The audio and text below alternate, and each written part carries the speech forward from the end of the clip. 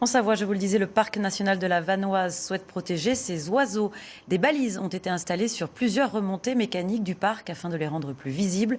Et pour cela, des drones ont été utilisés. Jérôme Ducrot, Frédéric Pasquette.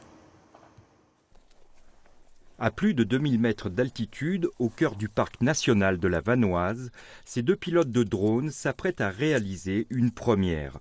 Poser des balises de visualisation des câbles de remontée mécanique pour protéger les oiseaux. Une technique qui a demandé un long apprentissage. Nous avons développé le drone pendant 3 à 4 ans. Maintenant, on peut l'utiliser n'importe où pour poser ses balises sur des câbles en haute altitude. Avant, il fallait un hélicoptère, une nacelle et de nombreux moyens humains pour effectuer ce travail. C'est une société suédoise qui fabrique ces balises de visualisation. En Suède, on a compris depuis longtemps que la protection de la faune sauvage était un véritable enjeu économique. Dans les années 90, on en produisait 3 ou 4 000 par an. L'année dernière, on en a produit 40 000, soit 100% de plus. Une véritable explosion de la demande. Les gens ont plus conscience de la protection des oiseaux.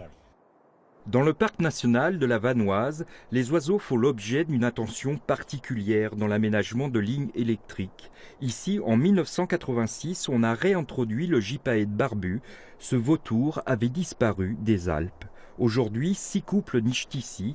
À côté de cette piste de ski, un gypaéton va bientôt prendre son envol. Le gypaète est une espèce très sensible au dérangement, qui colonise de proche en proche. Et aujourd'hui, on sait que le territoire de la Vanoise peut accueillir de nombreux couples, mais petit à petit. Donc il faut persévérer dans les actions de mise en défense, dans les actions de protection, de communication, sensibilisation, dans ce qu'on vient de voir aujourd'hui avec tout ce qui est limitation des cas de collision sur le réseau de transport d'énergie, sur le réseau de remontée mécanique, et pour favoriser la survie des individus. Et l'objectif, c'est d'arriver dans ces zones à créer des bonnes conditions de cohabitation et que ce soit gagnant-gagnant, qu'on trouve à la fois une place pour une économie et la place pour une protection de la nature qui devient un vrai atout par les temps qui courent. À Pralognan, dans le parc national de la Vanoise, on commence à prouver que la cohabitation entre l'homme et les espèces en voie de disparition est possible.